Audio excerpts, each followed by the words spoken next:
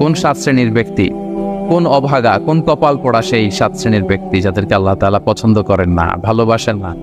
এই মর্মে তিনি কালামুল্লাহ মাজিদে ঘোষণা দিয়েছেন এবং আমরা সতর্ক হওয়ার চেষ্টা করব এই বৈশিষ্ট্য যেন কশিনকালেও কবু আমাদের মধ্যে না আসে। তাহলে কালামুল্লাহ মাজিদ আল্লাহ তাআলা যে জানিয়েছেন যে তিনি 7 শ্রেণীর ব্যক্তিকে পছন্দ করেন না, তার মধ্যে প্রথম শ্রেণী হচ্ছে সীমা লঙ্ঘনকারী। আরবিতে বলে আল মুআতাদুন, সীমা লঙ্ঘনকারী ব্যক্তিকে আল্লাহ তাআলা পছন্দ করেন না।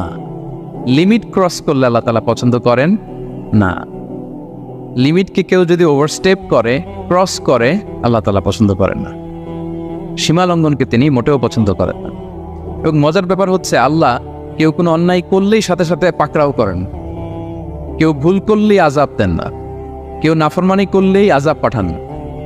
আল্লাহ অনেক সময় দেন, অনেক সময় দেন, শুধরে যাবার অনেক টাইম সে পায়। তারপরও যখন সে লিমিট ক্রস করে তখন আল্লাহ ধরেন। আল্লাহ সব সময় ধরে না, ধরলে ছাড়ে না, ধরে ধরে ধরে না, ধরলে আল্লাহ ছাড়ে না। আল্লাহ সব সময় ধরবেন। এবং যে সমস্ত জাতিগোষ্ঠীকে এই পৃথিবীতে আল্লাহ আযাব দিয়ে ধ্বংস করেছেন, তাদের স্টোরি যদি আমরা খেয়াল করি, আমরা দেখব যে তাদেরকে আল্লাহ অনেক সুযোগ দিয়েছেন ভালো হওয়ার, শুধরে যাওয়ার। কিন্তু তারা আল্লাহর আদেশ অমান্য করতে করতে করতে করতে যখন লিমিট ক্রস করে ফেলছে, একটা সবকিছুর একটা লিমিট থাকে, কি বলেন? We all should know all limits. আপনাকে জানতে হবে যে আপনি কতটুকু পর্যন্ত করতে পারবেন, কতটুকু আপনার সীমানা। You should know your limit. এই লিমিটটা আপনার জানতে হবে। তারা যখন লিমিট ক্রস করেছে আল্লাহ আযাব দিয়েছে। আপনারা সামুদ জাতির নাম শুনেছেন? তাদের কাছে আল্লাহ তাআলা একজন নবী পাঠিয়েছিলেন, নাম হচ্ছে সালেহ আলাইহিস সালাম। আল্লাহ নবী সালেহ আলাইহিস সালাম, তিনি তাদেরকে দাওয়াত দিলেন যে হে আমার জাতিগোষ্ঠীর লোকেরা, এক আল্লাহর ইবাদত কর। তারা অবাধ্য হলো। তিনি সত্যের পথে আহ্বান করলেন, তারা এই কথা শুনল না। একটার পর একটা আল্লাহর পায়গাম আসে, তারা অবাধ্য হয়, তারা অবাধ্য হয়, তারা আল্লাহ তাআলার আদেশকে মানে না। সবশেষে সামুদ গোত্র, তারা আবার খুব শক্তিশালী ছিল। তারা পাহাড় কেটে আর্কিটেকচার করে, ডিজাইন করে কিভাবে আবাসন তৈরি করতে হয় পাহাড়ি এলাকায়, মাউন্টেইন এলাকায় কিভাবে আবাসন তৈরি করতে হয়, এটার ব্যাপারে এক্সপার্ট ছিল। কিন্তু তারা সালেহ আলাইহিস সালামকে বলল, সালেহ তুমি পাগল, তুমি জাদুকর, তুমি যে আল্লাহর কথা বলছো আমরা মানবো এক শর্তে, যদি এই পাহাড়ের ভেতর থেকে 10 মাস গর্ভধারিণী একটা উট যদি বের করে আনতে পারো, এমন একটা শি ক্যামেল ওট যদি বের করে আনতে পারো, যেই ওটের পেটের ভেতরে একটা বাচ্চা থাকবে এবং ওটটা পাহাড় থেকে বের হয়েই বাচ্চা ভূমিষ্ঠ করবে, এরপরে ওটের দুধ যেন আমরা খেতে পারি, তুমি যদি এইটা দেখাইতে পারো তাইলে বুঝবো তুমি সত্য নবী। দোয়া করলেন, আল্লাহ আমার এই জাতি সামুদ, তারা তো চেয়েছে যে পাথর ভেতর থেকে যদি একটা উট বেরোয়, ওট যদি বাচ্চা দেয় আর দুধ দেয়, তাহলে তারা তোমাকে মেনে নেবে। আল্লাহ তুমি মেহেরবানি করে এই মিরাকেল, এই মুআজিজা তুমি তাদের দেখিয়ে দাও। আল্লাহ তাআলা দোয়া কবুল করলেন। হাজার হাজার মানুষের সামনে চাক্ষুষ দিবালোকের মুহূর্তে পাথর ভেঙে একটা উট বেরিয়ে এলো বিশাল আকৃতির, এবং 10 মাস গর্ভধারিণী উট, সাথে সাথে এই উট বেরিয়ে বাচ্চা প্রসব করল, এবং সাথে সাথে এই ওলান থেকে উটের দুধ বেরোতে লাগলো। হাজার হাজার লোক এটার ওলান থেকে দুধ নিয়ে তারা তৃপ্ত হলো। আচ্ছা, এই মুহূর্তে তাদের কি করা উচিত ছিল বলেন তো? আশহাদু আল্লা ইলাহা ইল্লাল্লাহ ওয়া আশহাদু আন্না মুহাম্মাদুর রাসূলুল্লাহ ওয়া আশহাদু আন্না সালিহান নাবিয়ুল্লাহ, এটা পড়া দরকার ছিল না? ছিল না? দরকার ছিল। কিন্তু তারা একের পর এক গোয়ার তুমি করতে করতে করতে করতে চাক্ষুষ দিনের বেলা এত বড় একটা মুআজিজা দেখার পরেও তারা অস্বীকার করলো। সাল্লাল্লাহু আলাইহি ওয়াসাল্লাম বললেন, তোমরা তোমাদের ওয়াদা পূরণ করো। তারা বললো, তুমি বড্ড বড় জাদুকর, তুমি যেন তেন জাদুকর না, তুমি পাহাড়ের ভেতরে জাদু ঢুকাই ফেলছো। কি মনে হয় তারা লিমিট ক্রস করে ফেলছে না? এবার ক্রস করছে না? তারা সীমা লঙ্ঘন করে ফেলেছে। দে ক্রসড দেয়ার লিমিট। এবার তো আর ছাড় দেওয়া যায় না, কারণ আমি আপনাদের বলেছি শুরুতে যে আল্লাহ সব সময় ধরে না, কিন্তু যখন ধরে ছাড়ে না। আযাব চলে আসলো। কি আযাব? আর্থকোয়েক, রজফা, পুরো ভূখণ্ড কেঁপে উঠলো। কেঁপে ওঠার সাথে সাথে সব মাটিতে পড়ে গেল। 2 নাম্বার আসলো সাউন্ড ওয়েভ, শব্দ নিনাদ, প্রচন্ড শব্দ তরঙ্গ। জিবরাইল আলাইহিস সালাম ওই এলাকার উপরে এসে এমন জোরে চিৎকার মারলেন, ওই চিৎকারে সামুদ গোত্রের প্রতিটি লোক কানের পর্দা ফেটে মুহূর্তের মধ্যে লাশ হয়ে জমিনে পড়ে রইল, because they cross their limit. তারা তাদের লিমিট ক্রস করেছে। আর যারা লিমিট ক্রস করে, যারা সীমা লঙ্ঘন করে, তাদেরকে আল্লাহ তাআলা পছন্দ করেন না। আপনারা লূত আলাইহিস সালামের নাম শুনেছেন? উনি আল্লাহর একজন নবী ছিলেন। ওনাকে আল্লাহ তাআলা জর্ডান, বর্তমানে যে জর্ডান দেশ আছে সেখানে পাঠিয়েছিলেন। একটা কমিউনিটি ছিল সাদুম কমিউনিটি। ওই সাদুম কমিউনিটিতে তিনি এসেছিলেন। তিনিও দাওয়াত দিলেন, ইয়া কওমি ইবুদুল্লাহ মা লাকুম মিন ইলাহিন গায়রু, হে আমার কওমের লোকেরা, আল্লাহর ইবাদত করো, আল্লাহকে মেনে নাও। ওরা অস্বীকৃতি জানালো। সত্যের প্রতি আহ্বান করলেন, অস্বীকৃতি জানালো। ওদের পাশ দিয়ে ক্যারাভেন যেত, কাফেলার লোকেরা ডাকাতি করত। ডাকাতির শাস্তির ব্যাপারে তিনি ভয় দেখালেন। তারা নিবৃত্ত হলো না। এমনকি তারা সমলিঙ্গের প্রতি যৌন আকর্ষণ বোধ করতো না। আউযুবিল্লাহ। হোমোসেক্সুয়ালিটি, এখন একটা গ্রুপ আছে দেখবেন যে রংধনু নিয়ে মিষ্টি মিষ্টি কথা শোনায় বিশ্বব্যাপী। তাদের সাইন হচ্ছে রংধনু, রেইনবো। তারা ছেলেতে ছেলেতে বিয়ে, মেয়েতে মেয়েতে বিয়ে, এটাকে প্রমোট করে। নাউযুবিল্লাহ মিন যালিক। আমাদের এই মুসলিম সমাজে যেন এই আবর্জনা প্রবেশ করতে না পারে, আমাদেরকে সচেতন থাকতে হবে, ঠিক কিনা? এই সাদুম কমিউনিটির একটা বদ অভ্যাস ছিল, তারা ছেলেতে ছেলেতে বিয়ে করত, পুরুষে পুরুষে। আল্লাহ নবী লূত আলাইহিস সালাম তাদেরকে বুঝালেন যে পৃথিবীতে কেউ এই পাপ কাজ করেনি। প্রাণীদের মধ্য থেকেও একটা পুরুষ প্রাণীর প্রতি আকৃষ্ট হয় না। তোমরা আশরাফুল মাখলুকাত হয়ে কিভাবে এই কাজ করো? তোমরা থামো। তিনি নানাভাবে হৃদয় নিংড়ানো ভাষা দিয়ে দাওয়াত দিলেন, কিন্তু তারা মানল না। তারা এই পাপ কাজ করতেই লাগলো। আল্লাহ তাআলা ফেরেশতা পাঠিয়েছিলেন ওনার কাছে পুরুষের আকৃতিতে। তারা এই আল্লাহর পাঠানো ফেরেশতাদের সাথে এই অপকর্ম করার প্ল্যান করেছিল। তারা মনে করেছিল সাধারণ মানুষ, আসলে এগুলো ছিল কি? আল্লাহর ফেরেশতা। তো আল্লাহর ফেরেশতার সাথে যেহেতু এরকম পাপ কাজের চিন্তা করেছে, তার মানে দে ক্রস দেয়ার লিমিট। কি বলেন? সীমা লঙ্ঘন করে ফেলছে। আযাব, পানিশমেন্ট তাদের জন্য অবধারিত হয়েছে। আল্লাহ তাআলা শাস্তি দিলেন। কি শাস্তি দিলেন? সিম্পল। জিবরাইল আলাইহিস সালাম এসে পুরো শহরটাকে উল্টায় ফেলে দিলেন। আল জাযাউ মিন জিনসিল আমাল, যে যেরকম পাপ করে তার শাস্তি এরকম। ওরাও স্বাভাবিক মানুষের যে নেচার, এটার উল্টায় ফেলছে। কি বলেন? পুরুষ আকৃষ্ট হবে, সেক্সুয়াল অ্যাট্রাকশন ফিল করবে নারীর প্রতি, নারী পুরুষের প্রতি। এই যে নেচারকে ওরা উল্টাইছে না, আল্লাহকে তোদের শহরটারে উল্টাই দিলাম।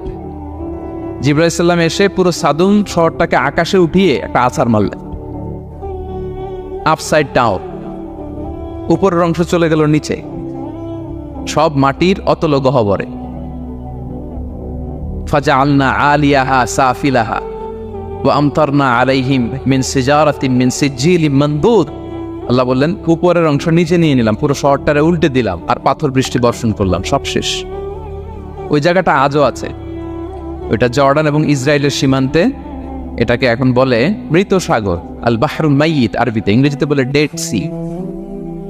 কি সি?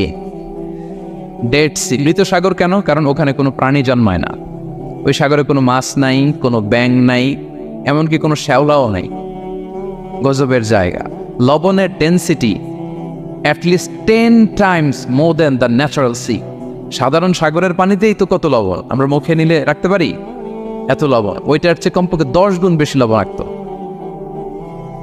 গজবের জায়গা, আযাবের জায়গা। এবং আযাব কেন এসেছে? They cross their limit.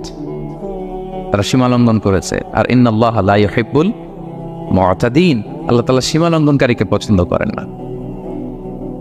আরেকজন নবীর কথা বলে এই পয়েন্টটা শেষ করি। মূসা আলাইহিস সালাম, ফেরাউনের হেদায়েতের জন্য আল্লাহ তাআলা মূসা আলাইহিস সালামকে পাঠিয়েছিলেন। তিনি নানাভাবে তার ভাইকে নিয়ে দাওয়াত দিতে লাগলেন, কিন্তু ফেরাউন এই কথা মানে না। ফেরাউন বলে, তুমি যে নবী, প্রমাণ কি? মূসা আলাইহিস সালাম বলেন, দেখো এই যে আমার হাতে লাঠি। উনি এমন নবী ছিলেন, উনি লাঠি মাটিতে রেখে দিলে ওটা মুহূর্তে সাপ হয়ে যেত। তো মাটিতে তিনি লাঠি রাখলেন, এটা মুহূর্তে সাপ হয়ে গেল, যে এই যে আমি নবী। মানে না, বললেন আরো কিছু দেখা। তো মূসা আলাইহিস সালাম বগলের এখান থেকে হাত উঁচু করলে নূরের ঝলকানি হাতের মধ্যে দেখা যেত।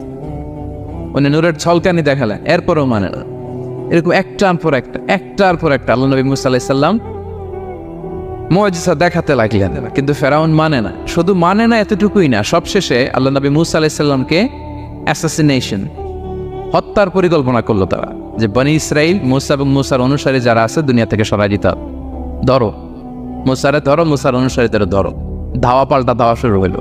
আল্লাহ নবী মুসা আলাইহিস সালাম বনি ইসরাইলকে নিয়ে বাঁচার জন্য ছুটলেন, ছুটতে ছুটতে সামনে লোহিত সাগর।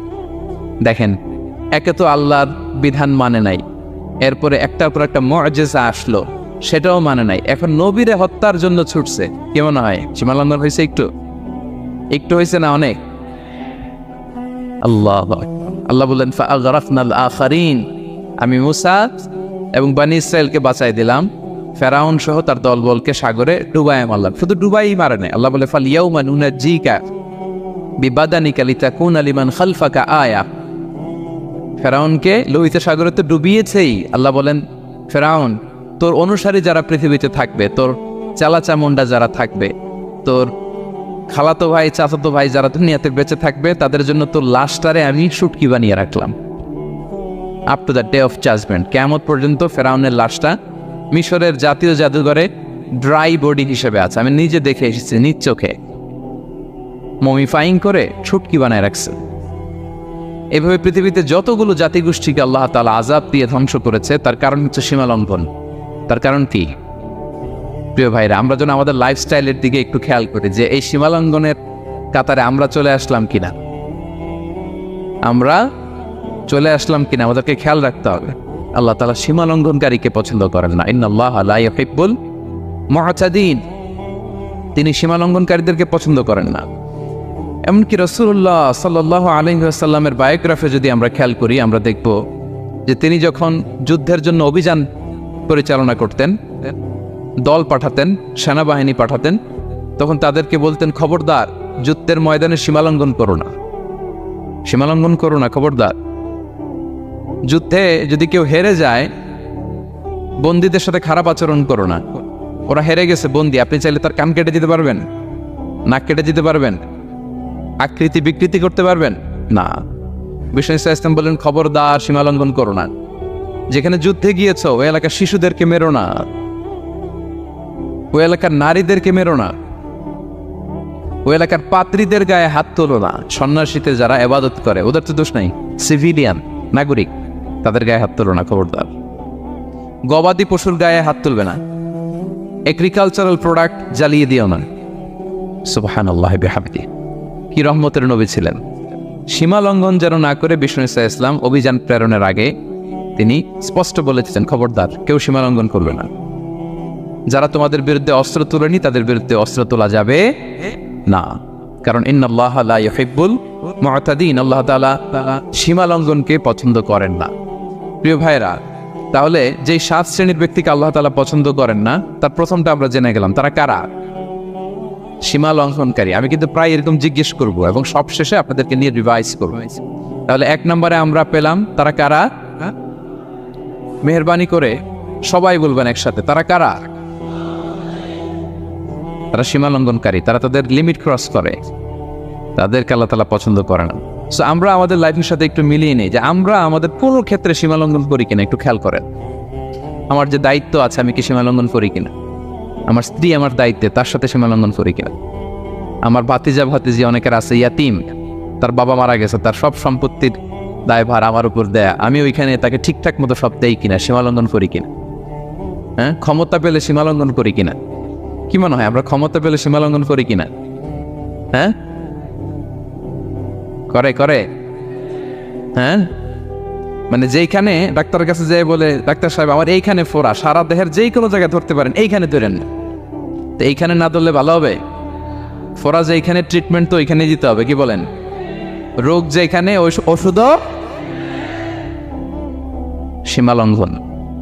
দায়িত্ব পেলে আমরা সীমা লঙ্ঘন করি। এমনকি আমরা যারা ইবাদত করি, অনেকে ইবাদতেও সীমা লঙ্ঘন করি, ইবাদতেও না। ভারসাম্য থাকতে হবে, পরিমিতি বোধ থাকতে হবে।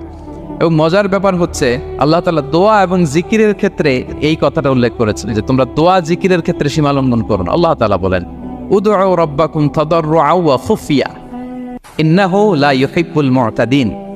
তোমরা আল্লাহকে ডাকো কেমন ভাবে? তাদাররুআ ওয়া খুফিয়া, সবিনয়ে গোপনে, সবিনয়ে ডাকো, চুপিসারে ডাকো, গোপনে গোপনে ডাকো, অল্প আওয়াজে ডাকো। কারণ কি? ইন্নাল্লাহা লা ইউহিব্বুল মু'তাদিন, আল্লাহ সীমা লঙ্ঘনকারীদেরকে পছন্দ করেন না। তাহলে আপনি যদি দোয়া করেন আল্লাহর কাছে, যখন জিকির করবেন বিনীতভাবে, চুপিসারে, সবিনয়ে, বিষ্ণু ইসা ইসলাম যেভাবে শিখিয়েছেন ওইভাবে জিকির করবেন। নাকি জিকির করতে করতে মানুষের কাঁধে উঠবে না? উঠবেন না? ওঠে ওঠে, হ্যাঁ ওঠে। দেখেন আল্লাহ তাআলা যেইখানে 3 ফোঁটা দেওয়া দরকার 3 ফোঁটা দেয়, যেখানে 1 ফোঁটা ওইখানে 1 ফোঁটা দেয়। আল্লাহ তাআলা ইন্নাহু লা ইউহিব্বুল মু'তাদিন, আল্লাহ সীমালঙ্ঘনকে পছন্দ করেন না। এই কথাটা ঢুকাইছে কোথায়? দোয়া আর জিকিরের মধ্যে। কারণ আল্লাহ জানে আল্লাহর কিছু বান্দা থাকবে, তারা দোয়া এবং জিকিরের সময় কি করবে? সীমালঙ্ঘন করবে। মাঝে মাঝে কিছু ভিডিও ক্লিপসে দেখা যায় জিকির করতে করতে আরেকজনের কাঁধের উপরে, যিনি জিকির পরিচালনা করতেছে তার মাথার উপর। এখন আমি ওয়াজ করতেছি, আপনি যদি লাফাইতে লাফাইতে এসে আমার উপরে পড়েন, হ্যাঁ মাইকের উপরে যদি এসে পড়েন, আমার অবস্থা হবে কি? লাফাতে লাফাতে উপরে উঠে যায়, নিজে ইনজুর্ড হয়, পাশের শ্রোতাকে ইনজুর্ড করে, যিনি আলোচনা পরিচালনা করতেছে তাকে ইনজুর্ড করে। এরকম আছে না নাই? ইন্নাহু লা ইউহিব্বুল মু'তাদিন, আল্লাহ তাআলা সীমা লঙ্ঘনকে পছন্দ করেন না। তাহলে আমাদের প্রত্যেকের উচিত আমাদের লিমিট জানা, আমরা যেন আমাদের কখনো লিমিটকে ক্রস না করি প্রিয় ভাইরা। এটা প্রতিটি ক্ষেত্রে, ইভেন ইবাদতে আমরা যেন সীমা লঙ্ঘন না করি। এই পয়েন্টটা মনে থাকবে আপনাদের? আচ্ছা, তাহলে 2 নম্বরে আমরা চলে যাই। 2 নম্বরে যে শ্রেণীকে আল্লাহ তাআলা পছন্দ করেন না তারা হচ্ছে জালিম বা অত্যাচারী। জালিম বা অত্যাচারী, যারা জুলুম করে তাদেরকে আল্লাহ তাআলা পছন্দ করেন না। আল্লাহ তাআলা বলছেন ফাআম্মাল্লাযীনা কাফারু ফাউআযিবুহুম আযাবান শাদীদান ফিদ দুনিয়া ওয়াল আখিরা ওয়া মা লাহুম মিন নাসিরিন। যারা দুনিয়াতে কুফরি করবে কঠিন শাস্তি দুনিয়াতেও আখিরাতেও। ওয়া আম্মাল্লাযীনা আমানু ওয়া আমিলুস সালিহাতি ফায়ুওয়াফিহিম উজুরাহুম, আর যারা ঈমান আনবে সৎকর্ম করবে তাদের প্রতিদান আমি আল্লাহ বুঝিয়ে দেব। ওয়াল্লাহু লা ইউহিব্বুয যালিমিন, তবে জেনে রেখো আল্লাহ তাআলা জালিমিনদেরকে পছন্দ করেন। তাহলে 2 নম্বরে পাওয়া গেল কাদেরকে পছন্দ করে না? আপনি যদি কারোর প্রতি জুলুম করেন তাহলে আপনি জালেম, সে হচ্ছে মাজলুম। সে কি? মাজলুম। মজলুম আপনার ক্ষমা না করলে আল্লাহ তাআলা আপনার ক্ষমা করবে না। মজলুম যদি ক্ষমা না করে আল্লাহ তাআলা কোশ্চিন কালো আপনাকে ক্ষমা করবে না। এজন্য জুলুম যেন আমরা কখনো না করি প্রিয় ভাইয়েরা। জুলুম শুধু আল্লাহ তাআলা আমাদের উপরই হারাম করেনি, আল্লাহ নিজের উপর হারাম করছে। জুলুম শুধু আমাদের জন্যই হারাম না, আল্লাহর জন্য হারাম। আল্লাহ তাআলা বলেন হাদিসে কুদসিতে, ইয়া ইবাদি, হে আমার বান্দারা, ইন্নী হারামতু যুলমা আলা নাফসি, আমি জুলুমকে আমি আল্লাহ নিজের উপরে হারাম করেছি। ওয়া জাআলতুহু বাইনাকুম মুহাররামা, এবং এই জুলুমকে তোমাদের উপর হারাম করেছি। ফালা তাযালামু, তোমরা একে অপরের উপর জুলুম করো না। জুলুম শুধু আমাদের উপরই হারাম না, আল্লাহ নিজের উপরও হারাম করেছেন। তাহলে জুলুমের সাথে কি মুমিনের কোনো সম্পর্ক থাকতে পারে? পারে না। এবং আল্লাহ তাআলা কখনো কোনো বান্দার উপর জুলুম করেন না। ওয়া আন্নাল্লাহা লাইসা বিযাল্লামিন লিল আবিদ, তিনি তার বান্দার উপর জুলুম করেন না। কোনোভাবেই যেন জুলুম না হয়ে যায়, এজন্য আল্লাহ তাআলা কিয়ামতের দিন মাওয়াজিনাল কিসত, ন্যায়ের মানদণ্ড তিনি প্রতিষ্ঠা করবেন, যাতে একটু ভুল না হয়ে যায়, জুলুম না হয়ে যায়। আমরা মাঝে মাঝে যে দোকান থেকে বস্তায় বস্তায় চাল নিয়ে আসি না, চাল দেখা যাবে যে 1 মণ চাল হয়তো সামান্য একটু কমও হইতে পারে, সামান্য একটু বেশিও হইতে পারে। এরকম হয় না? দেখবেন যে দিছে 10 কেজি, বাসায় এসে দেখবেন যে 10 কেজির চেয়ে একটু বেশি, একটু সামান্য বেশি কয়েক গ্রাম, অথবা 10 কেজির চেয়ে সামান্য কয়েক গ্রাম কম। এরকম হয়ে যায় না? মানুষ তো আমরা, কি বলেন? কিন্তু আল্লাহর নিক্তি পাল্লায়, মিজানের পাল্লায় এরকম হবে নাকি? হবে? হবে? আল্লাহ বলে না, মাওয়াজিনাল কিসত, ন্যায়ের মানদণ্ড সেটা।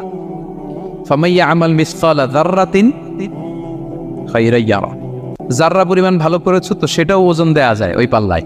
সুবহানাল্লাহ পড়বেন না? ওমাইয়া আমাল মিসকালা যাররাতিন শাররান ইয়ারা, অনুপরিমাণ খারাপ করেছো সেটাও ওজন দেয়া যায়। কারণ ওয়া আন্নাল্লাহা লাইসা বিযাল্লামিন লিল আবিদ, তিনি বান্দার উপর জুলুম করেন না। তিনি এমন পাল্লা দিয়েছে যাতে জুলুম না হয়। আমাদেরটাই ভুল হয়ে যেতে পারে, ওনারটাতে ভুল হলে চলবে না। কেউ জিতে যাবে, ঠকে যাবে, কি বলেন? বলেন। জাররা কাকে বলে? জাররা, জাররা মানে এত ছোট জিনিস, এত ক্ষুদ্র জিনিস যেটা খালি চোখে দেখা যায় না। বাংলাদেশের উদাহরণ দিলে বুঝতে পারবেন ভালো। বাংলাদেশের শীতের সিজনের কথা মনে আছে আপনাদের? না মালয়েশিয়া এসে সব খাই ফেলাইছে? হ্যাঁ হ্যাঁ, মালয়েশিয়া তো সারা বছর গরম, সারা বছর বৃষ্টি, শীত হয় না। তো বাংলাদেশের শীতের সিজনে টিনের ঘর যাদের থাকে, মনে আছে কিনা জানি না আপনাদের, ওই টিনের চালে যদি ছিদ্র থাকে, শীতের দিন টিনের চালে যদি ছিদ্র থাকে, তাহলে মাঝে মাঝে দেখবেন ওই চিকন ছিদ্রটা দিয়ে সূর্যের একটা আলো ঘরের ভিতরে ঢুকে। মনে পড়ে? টিনের চালের ছিদ্র, চিকন এই ছিদ্রটা দিয়ে সূর্যের একটা চিকন রশ্মি নিচে পড়ে। তো ওইটার কাছে গেলে দেখা যায় ওই আলোটার মধ্যে পাতলা কি যেন ধুলাবালি উঠতেছে। এটা আবার অন্য জায়গায় দেখা যায়, এমনি দেখা যায় না, কিন্তু ওইটার কাছে গেলে দেখা যায় এই আলোটা যেই বরাবর আসছে, এইখানে কিছু ক্ষুদ্র ছোট ধূলিকণা, ডাস্ট ঘুরে বেড়ায়। আল্লাহ বলে এইটার নাম হচ্ছে যাররা। ফামান ইয়ামাল মিসকালা যাররাতিন খাইরান ইয়ারা।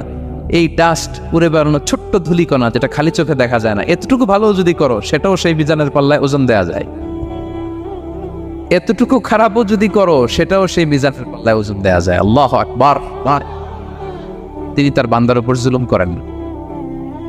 জুলুম তিনি নিজের উপর হারাম করেছেন, আমাদের জন্য কি করেছেন? হারাম করেছেন।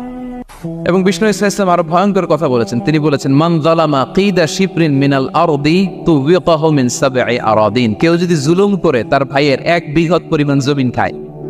1 বিঘত চেনেন তো? এই যে আমার এই আঙ্গুল থেকে এই আঙ্গুলটা, এটা টান টান করলে যতটুকু জায়গা, এটার বলে 1 বিঘত। শিবের আরবিতে বলে শিবের। হ্যাঁ, মান যালামা কিদা শিবর। বিষ্ণু বলেন এই 1 শিবর, 1 বিঘত জমি যদি কেউ অন্যায়ভাবে জুলুম করে তার ভাইয়ের কাছ থেকে খায়, কিয়ামতের দিন তুবিকা আলাইহি সাবউ আরাদিন, এই 7 জমিনকে আল্লাহ তাআলা তার ঘাড়ে চাপাবে। খা, এবার খা। অন্যের জমি খাওয়ার এত শখ ছিল, এবার 7 জমিন ঘাড়ে কর। কিয়ামতের ময়দানে আপনার দেহটার বিশাল আকৃতির করা হবে, এই 7 জমিনকে আপনার কাঁধে তুলে দেওয়া হবে। এজন্য আমরা অন্যের রাইটস, অধিকার যেন নষ্ট না করি, কারো উপর যেন জুলুম না করি, কোনোভাবেই না। আমরা নানাভাবে এই জুলুমটা করি। আমরা প্রায় দাদার সম্পত্তি থেকে ফুফুদেরকে বঞ্চিত করি, বাবার সম্পদ থেকে বোনদেরকে বঞ্চিত করি, নিজের ভাই আরেক ভাইকে, আপন ভাই ভাইকে বঞ্চিত করে, জুলুম করেন। এরকম দৃশ্যপট আমাদের সমাজে আছে না নাই বলেন তো? কিয়ামতের দিন আল্লাহর সুপ্রিম কোর্টের কাঠগড়ায় হিসেব দিতে হবে। আর এই জালিমদেরকে আল্লাহ তাআলা পছন্দ করেন না। এবং সবচেয়ে ভয়ঙ্কর ব্যাপার হচ্ছে, আপনি যখন কারোর উপর জুলুম করেন, ওই মাজলুম আর আল্লাহর মাঝখানে কোনো ফারাক থাকে না। আল্লাহ ওই ফারাকের পর্দা উঠায় নেয়। বিষ্ণু বলেন, ইত্তাকি দাওয়াতাল মাজলুম, তোমরা মজলুমের বদদোয়াকে ভয় করো, খবরদার। কারণ ফাইন্না লাইসা বাইনাহা ওয়া বাইনাল্লাহি হিজাব, তার আর আল্লাহর মাঝে কোনো পর্দা থাকে না। দোয়া করলেই ওটা আরশে যেয়ে কবুল হয়ে যায়। আল্লাহ তাআলার চারিপাশে অনেক পর্দা আছে। কেউ কেউ বলে 70,000 নূরের পর্দা। এই 70,000টা সহিহ হাদিস দ্বারা সাব্যস্ত না, কিন্তু অসংখ্য অগণিত পর্দা, এবং পর্দাও এটা নূরের পর্দা। আচ্ছা বলেন তো, জানলা দিয়ে বাইরের আলো ঠেকাতে আমরা দেয়ালে জানালায় কি লাগাই? পর্দা লাগাই। পর্দাটা কিসের তৈরি? মোটা কাপড়ের, যাতে করে ওই আলো না আসে। কিন্তু আল্লাহর চারদিকে যে পর্দা, ওই পর্দাটা কিসের? নূরের আলো। ওনার পর্দায় আলো দিয়ে তৈরি। সুবহানাল্লাহ বললেন না? বিষ্ণু বলেন, ইত্তাকি দাওয়াতাল মাজলুম, মজলুমের বদদোয়াকে ভয় করো। ফাইন্না লাইসা বাইনাহা ওয়া বাইনাল্লাহি হিজাব, কেউ যখন মজলুম হয়ে কেঁদে বদদোয়া করে, তার আর আল্লাহর মাঝে ওই পর্দা থাকে না। বদদোয়া করছে, ডাইরেক্ট কবুল। খবরদার আমার পেনাঙের ভাইয়েরা, আমরা যেন জালিম না হই। In it's any form, operation in it's any form, যেই কোনো ভাবে, যেই কোনো ক্ষেত্রে, যেই কোনো ধরনের হইতে পারে জুলুম। কাউকে আপনি ছোট্ট কোনো কাজে ঠকালেন, বন্টন নীতিতে ঠকালেন, হ্যাঁ, জমি মেরে দিয়ে ঠকালেন, আমানত মেরে দিয়ে ঠকালেন, ইন ইটস এনি ফর্ম যদি জুলুম করে থাকেন, খবরদার। মজলুমের কান্না কখনো বৃথা যায় না। মজলুমের কান্না কখনো বৃথা যায় না। জীবনের কোনো না কোনো সময়ে এর প্রায়শ্চিত্ত আপনাকে করতে হবে। জীবনের কোনো না কোনো সময়ে এর প্রায়শ্চিত্ত করে আপনাকে মরতে হবে। তাহলে কোনো বিশ্বাসী কি জালিম হতে পারে? কারণ ইন্নাল্লাহা লা ইউহিব্বুল যালিমিন, আল্লাহ তাআলা জালিমদেরকে পছন্দ করেন না। তাহলে জুলুমের সাথে আমাদের কোনো সম্পর্ক আছে? হ্যাঁ, কোনো সম্পর্ক আছে? তাহলে দুই শ্রেণীর ব্যক্তির কথা আমরা জানলাম যাদেরকে আল্লাহ পছন্দ করেন না। এক নম্বর, প্রথমটা কি ছিল?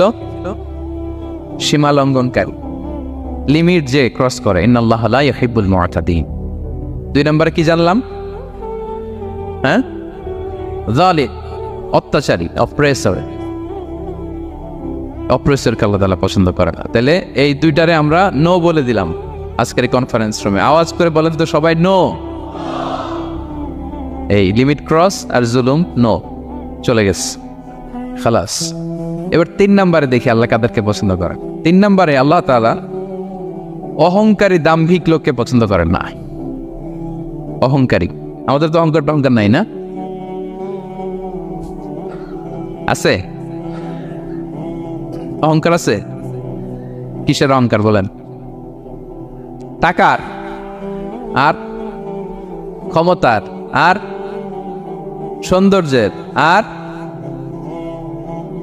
পাওয়ার, সোশ্যাল পাওয়ার। এই যে অহংকার, অহংকারের খাঁচা থেকে মুক্ত রাখো আমাদেরকে তুমি প্রভু হয়ে। পড়েন আমিন। একটা ভয়ঙ্কর খাঁচা। আচ্ছা, অহংকার করার আমাদের আছে কি বলেন তো? কিছুই নেই। আল্লাহ বলে ওয়া খুলিকাল ইনসানু দাঈফা, তোমাদেরকে আমি দুর্বল করে তৈরি করছি। আমরা দুর্বল, শুধু দুর্বল না, দুর্বলের ঘরের দুর্বল। আমার বাপ ছিল দুর্বল, আমার দাদা ছিল দুর্বল, আমরা 14 গোষ্ঠী কি? হাল আতা আলাল ইনসানি হিনুম মিনাদ দাহরি লাম ইয়াকুন শাইআম মাযকুরা। আল্লাহ বলেন একটা সময় ছিল উল্লেখ করার মতো তোমার কিছুই ছিল না। আজকে তো এত লম্বা চড়া মানুষ, আমরা কিছুই ছিলাম না। আমার বর্তমানে বয়স চলে 36, 37। তো আজ থেকে 37 বছর আগে আমি কি ছিলাম? আমার অস্তিত্বই ছিল না, আমার কোনো নাম ছিল না, আমার কোনো গ্রাম ছিল না, আমার কোনো অ্যাড্রেস ছিল না, আমার কোনো পরিচিতি ছিল না। আজ থেকে আরো 37 বছর পরে একটু খেয়াল করেন তো, এখন তো 37, আরো 37 ধরেন বাঁচলাম। এরপরে আমি দুনিয়া থাকবে, কিন্তু আমি নাই। আজকে কার জন্য আটকে আছে দুনিয়ার কাজ বলেন তো? আপনার দাদার জন্য, আপনার নানার জন্য। তো আপনাকে লাগে কেন? আপনাকে লাগে না তো আমাকে। আমি দুনিয়া, একদিন কিছুই ছিলাম না।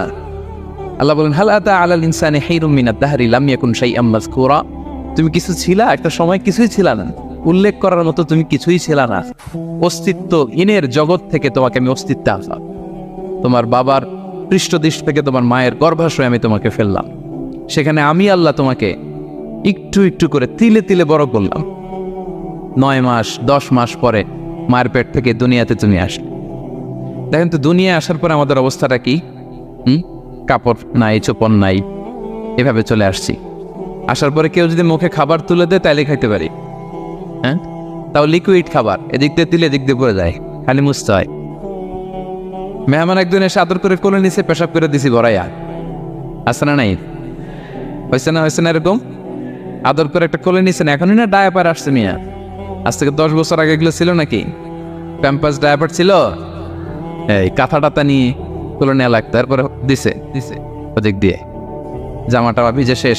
ইভেন রাসূল সাল্লাল্লাহু আলাইহি ওয়াসাল্লামের কোলে এরকম বাচ্চারা পেশাব করে দিছে, এরকম হাদিস আছে। আদর করে মায়েরা বাবারা আসলেই তো তার বাচ্চাকে রাসূল সাল্লাল্লাহু আলাইহি ওয়াসাল্লাম কোলে দিতেন, পেশাব করে দিতেন। তো কার কোলে উঠছে এটাও জানি না, পেশাব করে ভরাই দিচ্ছে। পেশাব পায়খানা করে সয় লাভ। লিকুইড দিলে খেতে পারি, শক্ত কিছু খেতে পারি না। এই তো আমার ক্ষমতা। একজন যে বললেন ক্ষমতার অহংকার, এই তো ক্ষমতাটা তো এতটুকু। এরপরে যখন জোয়ান হয়েছে, এখন তো জোয়ান, এখানে একটা ভূমিকম্প হইলে কি অবস্থা হবে বলেন তো জোয়ানদের? কাঁপতে কাঁপতে সব শেষ। একটা ভূমিকম্প, একটা তুফান হলে ওটার বিরুদ্ধে দাঁড়াতে পারিনি। একটা তুফান, রাস্তায় টায়ার পাংচার হলে লাফ দিয়ে ওঠে। ক্ষমতা আমার নাকি ক্ষমতার অহংকার। কি দুর্বল আমরা! কুকুর আমাদেরকে কামড় দিলে আমরা কুকুরের কামড়ও দিতে পারি না, ঠিক কিনা? মশা যে কামড়া, এটা ধরতে না পারলে কিছু করতে পারি? কামড় মাইরা দিছে দৌড়। বল্লা পোকা এসে যদি কামড় দিয়ে দৌড় দিয়ে কিছু করতে পারেন? তো কিসের ক্ষমতা আপনার? এরপর আবার যদি 70-80 বছর হায়াত পাই, আবার আগের মতো যেখানে বসি ওইখানেই ডাইরেক্ট, আছে না নাই? বয়স যখন 80 হয়ে যায় আর থাকে শরীরের কন্ট্রোল, আবার যেখানে বসে ওইখানে পেশাব পায়খানা। খাবার দিলে খাইতে পারি, পিঠটা বাঁকা হয়ে কুজু হয়ে গেছে, এর নাকি আবার অহংকার। সাজে অহংকার, সাজে অহংকার সাজে একজনের, আওয়াজ করে বলতে হবে তিনি কে। 3 নম্বরে অহংকার দাম্ভিককে আল্লাহ পছন্দ করেন না। প্রিয় ভাইরা, আল্লাহ বলেন কারুনের ঘটনাকে আল্লাহ এখানে এনেছেন।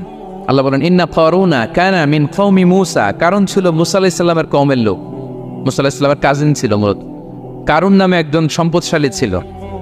মিশরের রাজধানী কায়রো থেকে 100 কিলো দূরে ফাইয়ুম নামে একটা জেলা আছে, ওখানে তার বাড়ি ঘর। আমি দেখে এসেছি, কয়েকবার গিয়েছে। তো ফাবাগা আলাইহিম, সে মানুষের উপর চড়াও হলো। ওয়া আতাইনাহু মিনাল কুনুজি মা ইন্না মাফাতিহাহু লাতানু বিল উসবাতি উলিল কুওয়া।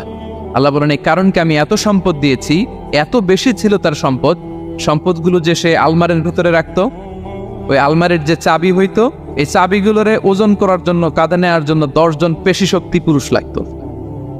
আলমারি রাখার জন্য না, কি রাখার জন্য? আলমারি ভর্তি যে সোনা দানা গহনা, ওইটার যে চাবি, ওই চাবিগুলা বহন করতে একদল পেশি পুরুষ লাগতো, এত সম্পদ। তো তাকে এলাকার লোকেরা বলেছিল ফলালাহু কওমুহু লা তাফরাহ, এই কারণ তুমি গর্ব করো না। কারণ তাকে বলছিল মুসা আলাইহিস সালাম জাকাত দাও, সে বলছে আমি জাকাত দেব কেন, এই সম্পদ তো আমার। ইন্নামা উতিতুহু আলা ইলমিন ইনদি, আমি আমার বুদ্ধি খাটায় এই সম্পদ কামাইছি, আমার সম্পদ আমি খাবো, আমি জাকাত দেব কেন? আল্লাহ বলেন ইন্নাল্লাহা লা ইউহিব্বুল ফারিহিন, কারণ তুমি অহংকার করলে আমি আল্লাহ অহংকারকে বরদাস্ত করি না, অহংকারীদেরকে আমি আল্লাহ পছন্দ করি না। আমি অহংকারকে পছন্দ করি না, অহংকারকে আল্লাহ তাআলা পছন্দ করেন না। কি হয়েছিল কারণের নসিবে? আল্লাহ বলেন ফাখাসাফনা বিহি ওয়া বিদারিহিল আরদ ফামা কানা লাহু মিন ফিআতি ইয়ানসুরুনাহু মিন দুনিল্লাহ ওয়া মা কানা মিনাল মুনতাসিরিন। আল্লাহ বলেন সে যখন অহংকার দেখালো, আমি কারুনকে আর কারুনের সব সম্পদ মাটির ভেতরে দাবিয়ে দিলাম, মুহূর্তেই দাবিয়ে দিলাম। সহিহ বুখারীতে এসেছে ইয়াতাজালজালু ফিল আরদ, প্রতিদিন 1 বিঘত করে কারুন জমিনের ভিতরে যেতেই থাকবে, যেতেই থাকবে, যেতেই থাকবে কিয়ামতের আগ পর্যন্ত। আল্লাহু আকবার। কারণ অহংকার করেছিল। আল্লাহ বলে আমি অহংকারীদের পছন্দ করি না। সূরা লোকমানে আল্লাহ বললেন ওয়ালা তুসাইর খাদ্দাকা লিন্নাস, মানুষ থেকে মুখ ফিরিও না। ওয়ালা তামশি ফিল আরদা মারাহা, জমিনে অহংকার ভরে হেঁটো না। ইন্নাল্লাহা লা ইউহিব্বু কুল্লা মুখতালিন ফাখুর, আল্লাহ তাআলা অহংকারীদেরকে, দাম্ভিকদেরকে পছন্দ করেন না। এই যে আমি বলছি যে 7 শ্রেণীর লোককে আল্লাহ পছন্দ করেন না, এটা আমার মন গড়া বানানো কথা। প্রতিটি কথার পেছনে কোরআনের যুক্তি আছে। কোরআনে আল্লাহ তাআলা বলছেন আল্লাহ অহংকারীদেরকে পছন্দ করেন না। ইংরেজিতে কি বলে? ইগো আছে আমাদের, হ্যাঁ, ইগো, এটা ছেড়ে ফেলতে হবে, অহংকার করা যাবে না। আমার প্রিয় ভাইয়েরা, একটু মনোযোগী হন, এই আয়াতের তাফসীরটা একটু সংক্ষেপে বুঝিয়ে দেই। আল্লাহ তাআলা বলছেন ইন্নাল্লাহা লা ইউহিব্বু কুল্লা মুখতালিন ফাখুর, আল্লাহ কোন মুখতাল আর ফাকুরকে পছন্দ করেন না। মুখতাল আর ফাকুর মানে কি? মুখতাল মানে যে অহংকার করে মনে মনে। কিছু লোক আছে ভিতরে ভিতরে নিজের বড় মনে করে, বাইরে বলে না বা বলার সাহস পায় না, কিন্তু ভিতরে ভিতরে ভাবে আমি কোন হনুরে, কি বলে আমি কোন, আমি তো বড়, আরে আমার চেয়ে বড় বেশি জানে নাকি কেউ, আমার চেয়ে কিছু পারে নাকি, আমি তো, কিন্তু এটা মুখ দিয়ে বলে না, ভিতরে ভিতরে আছে না নাই? এদেরকে আরবিতে বলে মুখতাল। কি বলে? মুখতাল। আরেকজন ফাখুর, সে শুধু ভিতরে না, এটা প্রকাশ্যে বলে বেড়ায়, এটা আরো ডেঞ্জারাস। ফাখুর সে আরো খারাপ, সে প্রকাশ্যে তার অহংকার প্রদর্শন করে, বলে বেড়ায় যে আমি বড়, আমি বড়, আমি বড়। এই আমি বড় কথাটাই সবচেয়ে ভয়ঙ্কর। আমি বড় কথাটাই সবচেয়ে ভয়ঙ্কর। নিজে যাকে বড় বলে বড় সে, লোকে যাকে বড় বলে বড় সে হয়। আমার প্রিয় প্যারাঙ্গের ভাইয়েরা, নিজেকে বড় মনে করা এটা শয়তানের স্বভাব। কার স্বভাব? বিনয়ী হওয়া এটা নবীদের স্বভাব। আল্লাহ তাআলা ফেরেশতাদেরকে বলেছিলেন উসজুদু লি আদম, তোমরা আদমকে সিজদা দাও। ফাসাজাদাল মালাইকা কুল্লুহুম, সবাই সিজদা দিল, ইল্লা ইবলিস, কে ছাড়া? ইবলিস ছাড়া। সে নিজেকে বড় মনে করেছিল, শয়তান। কিভাবে? সে লজিক খাটাইলো আল্লাহর সাথে। সে লজিক দিয়ে আল্লাহর বলে আল্লাহ ক্বালা আনা খায়রুম মিনহু, আল্লাহ আমি কেন সিজদা দেব, আমি তো আদমের চেয়ে শ্রেষ্ঠ, আমি বড়। আল্লাহ বলতেছে তুমি বড়। কেমনে বড়? শয়তান বলে খলাকতানি মিন নার, আপনি আমারে বানাইছেন কি দিয়ে? আগুন দিয়ে। ওয়া খলাকতাহু মিন তিন, আর আদমকে বানিয়েছেন মাটি দিয়ে। কি দিয়ে? মাটি দিয়ে। আগুনের ধর্ম দাউ দাউ করে উপরের দিকে কি করে? ওঠে। আর মাটি ঢিলা রেখে দিলে নিচে পড়ে যায়। তো সে যুক্তি দিয়ে বলতেছে আল্লাহ ঊর্ধ্বগামী কোনো জিনিস তো নিম্নগামী কোনো জিনিসের কাছে মাথা নোয়াতে পারে? যুক্তি মনে রাখবেন, যুক্তি সব জায়গায় খাটে। আপনার অফিসের যে বস, মালয়েশিয়ান ভাষায় বসরে কি বলেন আপনারা? ওকে, তোকে কে? আপনার তোকের সামনে যে আপনি লজিক খাটাইলে হবে? বস যেটা বলে ওইটাই ফাইনাল। তো আল্লাহ তাআলা আদেশ করেছিলেন সেজদা করার। সে সেজদা করলেই ভালো করতো, কিন্তু সে যুক্তি দিল আল্লাহ আমি শ্রেষ্ঠ, তাকে বানাইছেন মাটি দিয়ে, আমারে বানাইছেন আগুন দিয়ে, আমি কেন মাথা? আমি বড়। আমি বড় বলার সাথে সাথে দৃশ্যপট পাল্টাই গেল। আল্লাহ বলে বের হ, ফখরুজ, বের হ, তুমি অভিশপ্ত, তুমি লানত প্রাপ্ত, তোমার স্থান হবে জাহান্নাম। তুমি নিজেকে বড় মনে করেছো, তাইলে বড় মনে করা এটা শয়তানের স্বভাব। কার স্বভাব? তা আমরা নিজেকে বড় মনে করব কখনো? আরো জোরে বলেন, করব?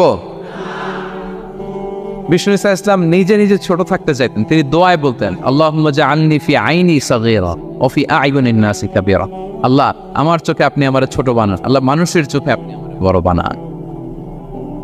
বিশ্বনবী নিজের চোখে নিজে ছোট থাকতেন, কিন্তু গোটা বিশ্বের মানুষের চোখে বড় হয়েছেন না?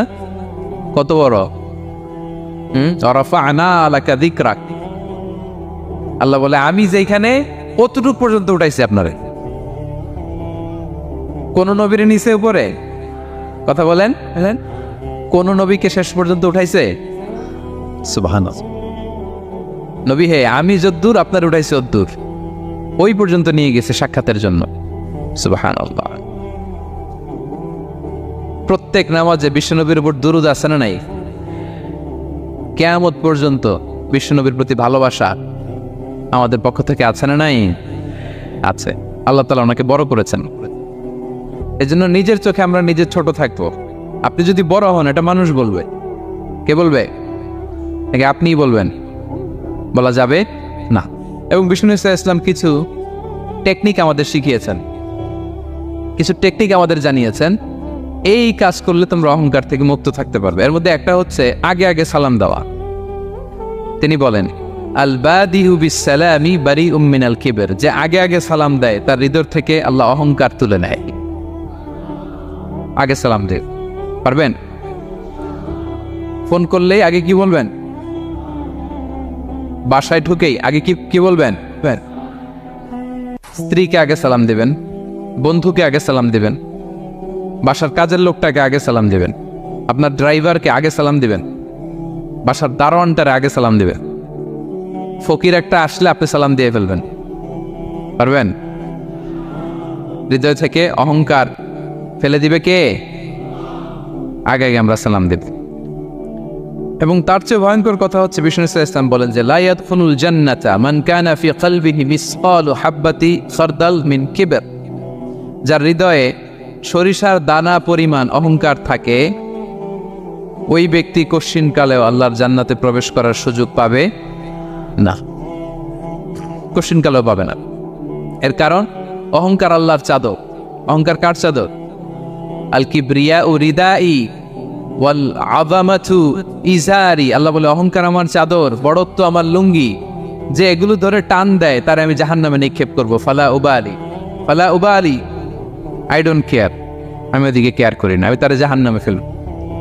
সো অহংকার আমাদের সাজে না। আমি শুরুতেই তো বললাম আমাদের লাইফ সার্কেলটা একটু দেখাইলাম না যে ছিলাম কই? অস্তিত্বহীন থেকে দয়া করে মায়া করে তিনি আমাকে অস্তিত্বে এনেছেন। কত ছোট্ট, কত ক্ষুদ্র, কত নগণ্য, কত দুর্বল ছিলাম আমরা। আবার যৌবনের একটা পিরিয়ড কাটিয়ে, যৌবনের সময় তো কতটা দুর্বলতা বললাম, আবার সে দুর্বল, মানে দুর্বল থেকে দুর্বল। এই হচ্ছে আমাদের লাইফ স্টোরি, লাইফ হিস্ট্রি। তাহলে অহংকার আমাদের সাজে। অহংকার তার সাজে যার কোনো ক্ষয় নাই, যার কোনো লয় নাই, যার কোনো অভাব নাই, হ্যাঁ, গোটা বিশ্ব তার মুখাপেক্ষী, তিনি কারো মুখাপেক্ষী না, ঠিক কিনা? কিনা গোটা বিশ্ব তার কাছে ঠেকা, তিনি কারো কাছে ঠেকা না, ঠিক কিনা? গোটা বিশ্ব তাদের সার্ভাইভালের জন্য তার প্রতি মুখ থুবড়ে পড়ে থাকে, তিনি কারোর জন্য বসে থাকা লাগে? অহংকার সাজে তার। আর এই আল্লাহর অহংকারের চাদর ধরে যে টান দেয়, আল্লাহ বলে ওরা আমি জাহান্নামে ফেলবো, আর তাদেরকে আমি পছন্দ করি না। আল্লাহ তাআলা অহংকারীদেরকে পছন্দ করে না। তাহলে অহংকারকেও আমরা না বলে দিব, নো বলবো, নো। আওয়াজ করে বলেন নো। শুধু মুখে মুখে নো নাকি অন্তর থেকে? এই তো আজকের দেওয়ান কুলিয়ার বাইরে ফেলে দিছে আমরা অহংকার। কি বলেন পেনাঙ্গের ভাইয়েরা? আর অহংকার করব? আপনি বিনয়ী হন, মান তাওয়াদা তারাফা, বিষ্ণু বলেন যে নিচু হয় আল্লাহ ওর টাইনা উঁচু করে। আপনি বিনয়ী হবেন, আল্লাহ তার উঁচু করবে। আর আপনি করতে চাবেন, এক থাপ্পড় মেরে জমিনে আল্লাহ মিশাই দিবে।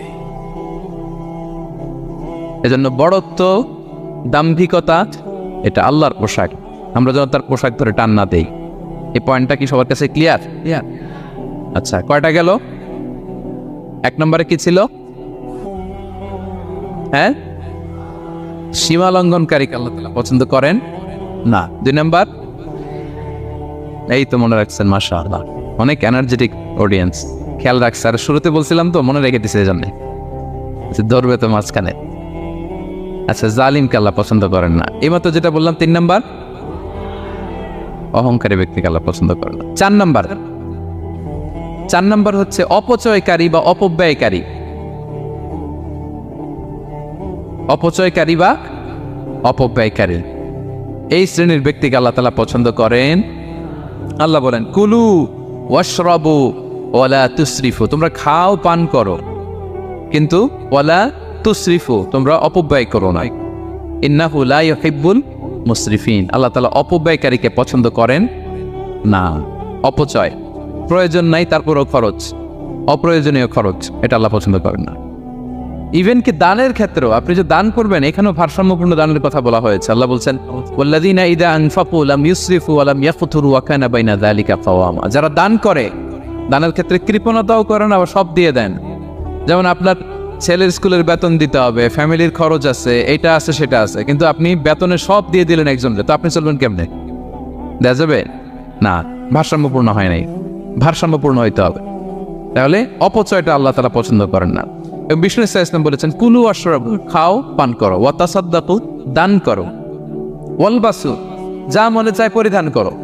ভালো পোশাক পরিধান করে আপনি আল্লাহর শুকর করবেন, কোনো অসুবিধা নেই, কিন্তু শর্ত হচ্ছে মা লাম ইউফালিতুহু ইসরাফ, এটার মধ্যে কোনো ধরনের অপচয়, অপব্যয় থাকতে পারবে, আও মাখিলা, বড়ত্ব থাকতে পারবে না। তাহলে 4 নম্বরে আমরা জানলাম যে অপচয়কারীকে আল্লাহ তাআলা পছন্দ করেন। শুধু এখানেই শেষ না, আল্লাহ তাআলা অপচয়কারীকে শয়তানের ভাইয়ের সাথে তুলনা করেছেন। কার ভাই? আল্লাহ বলেন ওয়ালা তুবাযযির তাবযীরা, তোমরা অপচয় করো না, কারণ ইন্নাল মুবাযযিরিনা কানু ইখওয়ানা শায়াতিন, অপচয়কারী কার ভাই? ওয়া কানা শাইতানু লিরাব্বিহি কাফুরা, শয়তান তার প্রভুর ব্যাপারে অকৃতজ্ঞ। তাহলে আমরা জানলাম অপচয়কারী কার ভাই। আচ্ছা বলেন তো, বুঝে শুনে উত্তর দেন, যিনি শয়তানের ভাই উনি নিজেও একটা কি? বলে ফেলছেন আপনারাই, আমি আর কি বলবো। যারা আল্লাহ শয়তানের ভাই বানাইছে ও নিজেও একটা কি? তাহলে এটা যেন আমরা না করি, আমরা যেন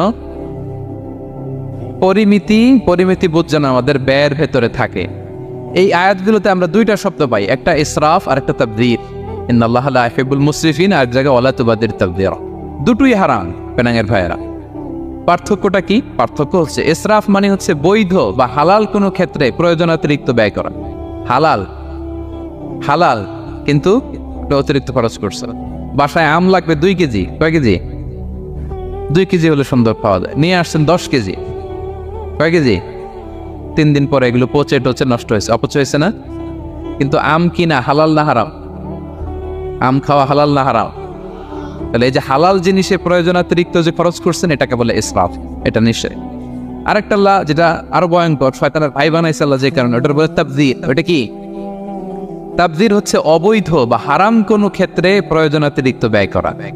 এমনি কাজটা হারাম, এমনি কাজটা কি বলেন তো মদ খাওয়া কি?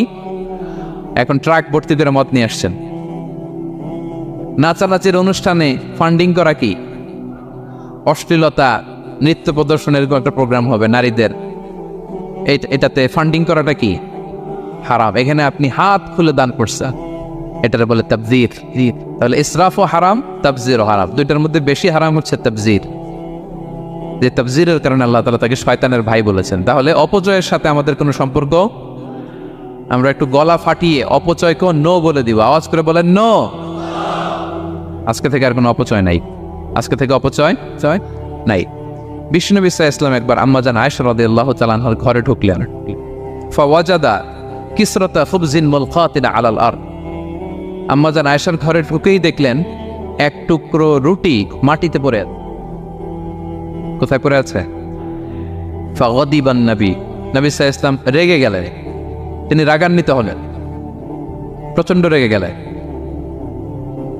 রেগে আম্মাজান আয়েশাকে বললেন, আয়েশা, এই যে আল্লাহর রিজকে তুমি নষ্ট করছো, আল্লাহর রিজিকের মূল্যায়ন করতে শেখো আয়েশা। কোনো ঘরে যদি আল্লাহর রিজিক আসে আর ওই রিজিককে যদি মূল্যায়ন করা না হয়, তাহলে সেই রিজিক আর এই ঘরে আসে না। কারণ এই রুটিটা খেয়েই তো তুমি বেঁচেছিলা, ঠিক কিনা? আজকে আমরা যেই রুটিটা, যেই ভাতগুলো ফেলে দিই ডাস্টবিনে, এতটুকু খাইলে আমার কাশ্মীরের ভাইরা বেঁচে যাবে, এতটুকু পাইলেই আমার ফিলিস্তিনের ভাইরা বেঁচে যায়, এতটুকু পেলেই ওই ডাস্টবিনে মারামারি করে যারা খাবার খোঁজে ওরা বেঁচে যায়, ঠিক কিনা?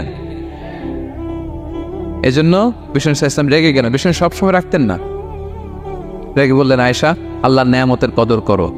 তোমার ঘরে রিজিক আসলে ওটারে যদি মর্যাদা না দাও, এই রিজিক তোমার ঘরে আর ঢুকবে না। নট নেসেসারি শুধু খাবারের ক্ষেত্রে, যে কোনো ক্ষেত্রে অপচয় যেন না হয়, অপব্যয় যেন না হয়। আমরা অনেক সময় করে ফেলি, খেতে বসলে অনেক খাবার নিয়ে ফেলি, অর্ডার করতে গেলে দোকানে অনেক অর্ডার করে ফেলি, রেস্টুরেন্টে, কিন্তু এই খাবারগুলো নষ্ট করা যাবে না। ডাস্টবিনে যেন না যায় আপনার কারণে। আপনি কি করবেন? লেফট ওভার ফুড সাথে করে বঙ্গুজে নিয়ে আসবেন। আপনারা তো বঙ্গুজ বলেন নাকি? পেনাঙ্গে কি বলে? বঙ্কুস। হ্যাঁ, টেক অ্যাওয়ে বা বঙ্কুস বললে ওরা বঙ্কুস দিবে, নিয়ে আসবেন, বাসায় এনে রাতে খাবেন, তারপরের দিন খাবেন, অথবা কাউকে দিয়ে দিবেন, কিন্তু খাবার নষ্ট করা চলবে। কারণ ইন্নাল্লাহা লা ইউহিব্বুল মুসরিফিন, আল্লাহ তাআলা অপচয়কারীকে পছন্দ করেন। কথাটা কি বুঝতে পেরেছেন সবাই? আচ্ছা, কয়টা গেল? আর বাকি রইল কয়টা? 5 নাম্বার, খেয়ানতকারী। আমানতের খেয়ানত যে করে, বা বিশ্বাসঘাতক, আমানতের খেয়ানত যে করে। অনেক লম্বা কথা, আমি যেহেতু সময় কম শেষ করে দিচ্ছি। ইন্নাল্লাহা লা ইউহিব্বুল খাইনিন, আল্লাহ তাআলা খেয়ানতকারীকে পছন্দ করেন। বিশ্বাসঘাতকতা যে করে। আল্লাহর কথা বাদ দেন, আমাদের সমাজে বলেন, কেউ যদি বিশ্বাসঘাতকতা করে আমরা পছন্দ করব না, তাকে কেউ পছন্দ করে না। ইন্নাল্লাহা লা ইউহিব্বু মান কানা খাওয়ানান আসিমা, পাপী খেয়ানতকারীকে আল্লাহ পছন্দ করেন না। এবং মুনাফিকের আলামত রাসূল সাল্লাল্লাহু আলাইহি ওয়াসাল্লাম বলেছেন, কি দেখে মুনাফিক চিনবা? তিনি বলেছেন 3 জিনিস দেখে মুনাফিক চিনবা। 1, ইযা হাদ্দাসা কাযাবা, মুনাফিক কথা বললে মিথ্যা বলে। কথা বললে কি করে? ওয়া ইযা ওয়াআদা আখলাফা, ওয়াদা করলে খেলাফ করে। 3 নম্বরে ওয়া ইযা আতুমিনা খানা, মুনাফিকের কাছে আমানত রাখলে খেয়ানত করে। আমানতের খেয়ানত, এটা মুনাফিকের আলামত। শুধু মুনাফিকের আলামতই না, এটা কিয়ামতের একটা আলামত। আল্লাহ বলেন, ইন্নাল্লাহা ইয়া'মুরুকুম আন তুআদ্দুল আমানাতি ইলা আহলিহা, আল্লাহ তাআলা আদেশ করেছেন আমানতের যে হকদার তার হাতে তার আমানত পৌঁছে দাও। আদেশটা কার? সবাই বলুন, আদেশ কার? আল্লাহ। আমানতের খেয়ানত, এটা মুনাফিকের আলামত এবং কিয়ামতের আলামত। এক বেদুইন এসে রাসূল সাল্লাল্লাহু আলাইহি ওয়াসাল্লামকে বলল, ইয়া রাসূলুল্লাহ, মাতা সাআ, কিয়ামত কবে হবে? কি কবে হবে? কিয়ামত কবে হবে? রাসূল সাল্লাল্লাহু আলাইহি ওয়াসাল্লাম বললেন, ইযা দুইয়াতিল আমানাতু ফান্তাযিরিস সাআ, যখন আমানতের খেয়ানত শুরু হবে সমাজে, তখনই কিয়ামত হবে। সে বলল, ইয়া রাসূলুল্লাহ, কাইফা ইদাআতুহা, আমানতের খেয়ানত আবার কেমনে হয়? সহজ সরল মানুষ, আমানতের খেয়ানত হয় কেমনে? বিষ্ণু বললেন, ইদা উসিদাল আমরু ইলা গায়রি আহলিহি ফান্তাযিরিস সাআ, যে লোক যেই কাজের যোগ্য নয় তাকে যখন সেই কাজে বসিয়ে দেয়া হবে, তখনই কিয়ামত হয়ে যাবে। এখন এটা আসছে না নাই সমাজে? বলেন, হ্যাঁ হ্যাঁ, যে যেই কাজের যোগ্য না সেই কাজ সে পায় না। সবাই বলেন তো, যে যেই চেয়ারে বসার যোগ্যতা রাখে না, ওই চেয়ারে সে বসে কি বসে না? নেতা হওয়ার যোগ্যতা নাই, নেতা হয়ে গেছে। পদের যোগ্যতা নাই, পদ পেয়ে গেছে। চাকরির যোগ্যতা নাই, ওই যে উপর থেকে ফোন আসছে, ফোনের ঠেলায় ঠেলায় চাকরি হয়ে গেছে। দেশেরও 12টা বেজে গেছে। এইভাবেই আমানতের খেয়ানত হয় প্রিয় ভাইরা। আমানত ব্যাপারটা অনেক বড়। অনেকে মনে করে আপনারা কি বোরিং হয়ে যাচ্ছেন, আর অল্প, আর ম্যাক্সিমাম 10 মিনিটস। প্রিয় ভাইয়েরা, আমানত এই ব্যাপারটা অনেক বড়। অনেকে মনে করে একজন আমার কাছে একটা মোবাইল রেখে গেছে, বলছে ভাই এই মোবাইলটা আগামী সপ্তাহে এসে নিয়ে যাবো। তো অনেকে মনে এইটাই শুধু আমানত। অনেকে ভাব বা 10,000 রিঙ্গিত রেখে বললো 3 দিন পরে এসে আমি টাকাটা তোমার কাছ থেকে নিব। তো আপনি দিয়ে দিলেন, এটা তো আমানতদার হলেনই। কিন্তু শুধু এতটুকু আমানত নয় প্রিয় ভাইয়েরা আমার। আল্লাহ তাআলা আমাদেরকে যা দান করেছেন তার সবই আমানত, সবকিছুই আমানত। এই যে আমাকে আল্লাহ জ্ঞান দিয়েছেন, এই জ্ঞানটা আমানত। যাদেরকে আল্লাহ পরিচিতি দিয়েছেন, পরিচিতি এটা আমানত। আমার অর্থ, আমার সন্তান, আমার ক্ষমতা, আল্লাহর দেয়া প্রতিটি নিয়ামতই আমানত। এবং এই আমানতের ব্যাপারে আল্লাহ তাআলা জিজ্ঞেস করবেন। আপনি একটা প্রতিষ্ঠানের প্রধান, এই প্রতিষ্ঠান আপনার কাছে আমানত। আপনি মসজিদের সভাপতি, এই মসজিদ আপনার কাছে আমানত। আপনি চেয়ারম্যান, এই ইউনিয়ন পরিষদটা আপনার কাছে আমানত। কি বলেন? আপনি MP, member of the parliament, এই নির্বাচনী এলাকাটা আপনার কাছে আমানত। আপনি রাষ্ট্রপ্রধান, পুরো রাষ্ট্রের প্রতিটি ইঞ্চি আপনার কাছে কি? এই আমানতের খেয়ানত যখন হবে, বিষ্ণু বললেন তখনই কিয়ামতের অপেক্ষা করো, ফান্তাজিরিস সাআ, কিয়ামত হয়ে যাবে। তাহলে খেয়ানতকারীকে আল্লাহ তাআলা পছন্দ করেন না, আমানতের খেয়ানতকে পছন্দ করেন। আর আমানত এটা ব্যাপক বিষয়। আমার জ্ঞান, আমার ক্ষমতা, আমার পরিচিতি, আমার সন্তান, আমার স্ত্রী, সবকিছু আমানত। এবং এগুলোর ব্যাপারে আল্লাহ তাআলা আমাদেরকে জিজ্ঞেস করি। কয়টা গেল? তাহলে খেয়ানতকে আমরা নো বলে দিব। আওয়াজ করে বলেন নো। একটা সাথে আমাদের সম্পর্ক নেই। 6 নম্বরে হচ্ছে ফাসাদ সৃষ্টিকারী, বিশৃঙ্খলা সৃষ্টিকারী। সমাজে যারা বিশৃঙ্খলা সৃষ্টি করে তাদেরকে আল্লাহ পছন্দ করেন না। আল্লাহ বলেন ইন্নাল্লাহা লা ইউহিব্বুল মুফসিদিন। আল্লাহ তাআলা ফাসাদ সৃষ্টিকারীদেরকে কখনো পছন্দ করেন না। সমাজে নানাভাবে, সামাজিকভাবে ফাসাদ, রাজনৈতিকভাবে ফাসাদ, অর্থনৈতিকভাবে ফাসাদ, এই যত ফাসাদ বিশৃঙ্খলা আছে এগুলোর হোতা যারা, তাদেরকে আল্লাহ পছন্দ করে না। নানাভাবে দেখবেন যে সমাজে অনেকে ফাসাদ সৃষ্টি করে। আমাদের বাংলাদেশে কিছুদিন আগে কাঁচামরিচের দাম বেড়ে গেছে না? কেমনে বাড়লো? নিশ্চয়ই কেউ সিন্ডিকেট করছে, নিশ্চয়ই কেউ মজুদদারি করছে, নিশ্চয়ই এখানে কেউ ফাসাদ তৈরি করছে, ঠিক কিনা? প্রতিটি সেক্টরে আপনি খুঁজে দেখবেন ফাসাদ, মারামারি, বিশৃঙ্খলা, ফাসাদ। এই কিছুদিন আগে এক নির্বাচনের প্রার্থীকে ধরে পিটাইছে, সবাই দেখলাম আমরা, তাই না? এটা ফাসাদ হয়েছে না? বিশৃঙ্খলা হয়েছে না? এই আপনি যদি ধরে ধরে বলেন, পরিবারে, সমাজে, রাষ্ট্রে, অর্থনীতিতে, বাজারে, প্রতিটি জায়গায় ফাসাদ আছে না নাই? আল্লাহ তাআলা বলেন ইন্নাল্লাহা লা ইউহিব্বুল মুফসিদিন। এই ফাসাদ সৃষ্টিকারীকে আল্লাহ তাআলা পছন্দ করে না। মদিনাতে এই যে টিকিটের দাম, সুন্দর কথা বলছেন, টিকিটের দাম বাড়ায় যারা দেয়, সেম গোস টু দেম, তাদের একই কথা, ফাসাদ সৃষ্টিকারী আর মুফসিদুন। এই যে আমাদের হাজিদের এত টাকা লাগে কেন? 50,000 টাকার টিকিট হয়ে গেছে কয় লাখ? 2 লাখ, কয় 1 লাখ। হজে যারা গেছে 1,95,000 টাকা করে পড়ছে একজনের টিকিট। কিয়ামতের দিন আল্লাহর সুপ্রিম কোর্টের কাঠ করায় তোমাকে দাঁড়াতে হবে, পাই টু পাই। সেদিন হিসেব নিয়ে আল্লাহ তাআলা ছাড়বেন, ঠিক কিনা? সেদিন হবে আসল খেলা। এখন তো আমরা মাইক পেলেই বলি খেলা হবে, কিন্তু আসল খেলা কবে? লক্ষ লক্ষ কোটি মানুষের সামনে আল্লাহ তাআলা আপনার এই কোমর ফাঁস করে দিবেন। আল্লাহ তাআলা আপনাকে অপমানিত করে ছাড়বেন। তাই কোনো ফাসাদের সাথে, বিশৃঙ্খলার সাথে মুমিনের কোনো সম্পর্ক থাকতে পারে? মদিনায় মুনাফিকেরা এই ফাসাদ তৈরি করত। যখন তাদেরকে বলা হতো তোমরা ফাসাদ করো কেন, ওয়া ইযা কিলা লাহুম লা তুফসিদু ফিল আরদ ক্বালু ইন্নামা নাহনু মুসলিহুন, তারা বললো, আরে ফাসাদকে, আমরাই তো ভালো মানুষ, আমরাই তো ভালো মানুষ, আমরাই তো ভালো কাজ করি। আল্লাহ বলে না, আলা ইন্নাহুম হুমুল মুফসিদুনা ওয়ালাকিন লা ইয়াশউরুন, ওরাই ফাসাদ সৃষ্টিকারী, ওরাই ফাসাদ সৃষ্টিকারী, ওরাই সমাজে বিশৃঙ্খলা সৃষ্টিকারী। ওদের ভেতরে এক, বাইরে আরেক। তার নাম মুনাফিক, ঠিক কিনা? মুনাফিকের সহজ সংজ্ঞা কি জানেন? ভিতরে লালন করে একটা, অনুভূতি বা ভাবে একটা, কিন্তু মুখ দিয়ে বলে।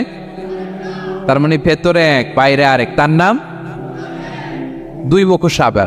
এদিকে যায় বলে আপনার লগে আছে, আপনি খুব ভালো, ওদিকে যায় বলে আরে না না, উনি কি, উনি তো খুব খারাপ মানুষ, আপনি অনেক সবচেয়ে ভালো, আমি আপনার সাথে আছি। এরকম ডাকাইতে আছে না নাই? দুমুখো সাপ, ডাবল স্ট্যান্ডার্ড, নেহি এদার নেহি ওদার, তার মিয়ান মে সাদার বাদার, ডানেও না বায়েও না, মাঝখানে সদর বদর। বুঝেন? দুই নৌকার মধ্যে দুই পা দিছিলেন কখনো? কয় দিছি। অবস্থা কি হয়েছিল তোমার বলো? হ্যাঁ, পড়ে গেছিল? পড়বে। দুই নৌকায় দুই পা দেওয়া যায় না, হয় এই পা এদিকে নিয়ে আসতে হবে, না ওদিকে চলে যেতে হবে। দুই পা দিলে এই উল্টায় পড়বে। মুনাফিকদের স্বভাব এটা, দুমুখো সাপ, ডাবল স্ট্যান্ডার্ড মেনটেন করে, টু ফেসড পার্সোনালিটি এরা। যেদিকে বৃষ্টি ওদিকে সাদা, উপরে ফিটফাট, ভিতরে সদরঘাট। তাদেরকে যখন বলা হয় তোমরা ফাসাদ সৃষ্টি করো না, ওরা বলে আরে আমরাই তো ভালো। আল্লাহ বলে না, তোমরাই ফাসাদ সৃষ্টিকারী, তোমরা জানো না। তো এই ফিতনা, ফাসাদকে আল্লাহ হত্যার চেয়েও জঘন্য বলেছেন। তিনি বলেছেন আল ফিতনাতু আকবারু মিনাল কতল। এই ফিতনা সৃষ্টি করা, সমাজে পণ্যের দাম বাড়ানো, কাঁচামরিচের দাম বাড়ানো, অন্যের হক নষ্ট করা, টিকিটের দাম বাড়ানো, মজুতদারি করা, সমাজের স্বাভাবিক সামাজিক রাজনৈতিক ভারসাম্য যারা নষ্ট করে, এগুলো সব মুফসিদুন। সব কি? মুফসিদুন, ফাসাদ সৃষ্টিকারী, ফিতনাবাজ। আকবারু মিনাল কতল, সমাজের স্বাভাবিক যে ধারা, এই ফ্লোটাকে তারা নষ্ট করে। এবং ফাসাদের মাধ্যমে যদি কারো ক্ষতি করে, কাউকে কেউ হত্যা করে, সেজন্য গোটা বিশ্বের সবাইকে হত্যা করে। আল্লাহ বলেন মান কাতালা নাফসান বিগাইরি নাফসিন আও ফাসাদিন ফিল আরদি ফাকান্নামা কাতালান নাসা জামিআ। অন্যায়ভাবে ফাসাদের মাধ্যমে যখন কেউ কাউকে হত্যা করে, সেজন্য গোটা বিশ্বের সবাইকে হত্যা করে। আকবারু মিনাল কতল, ফিতনা এত বড় ভয়ঙ্কর পাপ।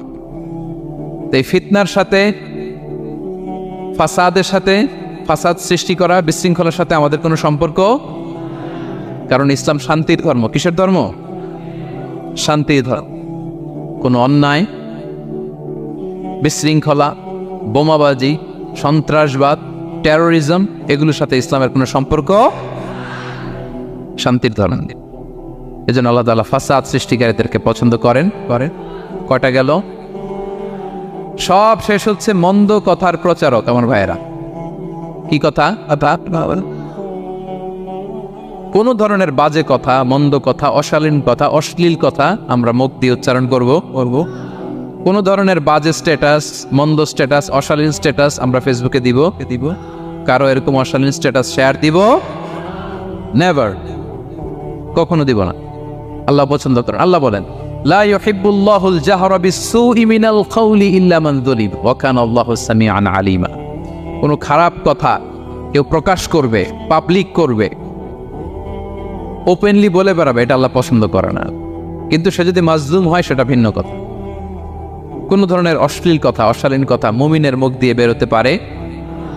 রাসূল সাল্লাল্লাহু আলাইহি ওয়াসাল্লামের ব্যাপারে দেখেন, আনাস রাদিয়াল্লাহু কি বলেন? তিনি বলেন লাম ইয়াকুনিন নবী সাল্লাল্লাহু আলাইহি ওয়াসাল্লাম সাব্বাবান। বিষ্ণু সাল্লাল্লাহু আলাইহি ওয়াসাল্লাম মুখ দিয়ে কোনোদিন কাউরে বকা দেয় নাই, গালি দেয় নাই। ওয়ালা ফাহাশান, আমার নবী কখনো তার জবান মোবারক দিয়ে অশালীন কথা বলেন নাই। ওয়ালা লাআনান, কাউকে লানত তিনি করেন নাই। সুবহানাল্লাহ পড়েন। তো সেই নবীর উম্মত হয়ে আমরা কোনো খারাপ কথা বলবো, অশালীন কথা? একসাথে বন্ধুরা যখন বসেন আড্ডা দিতে, যে অনেক অশ্লীল কথা বলে ফেলে, আছে না নাই? বন্ধুরা কি বলেন আপনারা? Cowan Cowan Cowan. তো এই যে একসাথে বসতে যে অনেক সময় অশালীন, অশ্লীল কথাবার্তা অনেকে বলে ফেলে, এদেরকে আল্লাহ তাআলা পছন্দ করে না। এই জাতীয় কথা যেন আমাদের মুখ দিয়ে কখনো বের না হয়। এবং অশ্লীলতার প্রচার যারা সমাজে ঘটায়, আল্লাহ বলে তাদেরকে দুনিয়াতেও আমি লাঞ্ছিত করব, শাস্তি দেবো, আখিরাতেও দেব।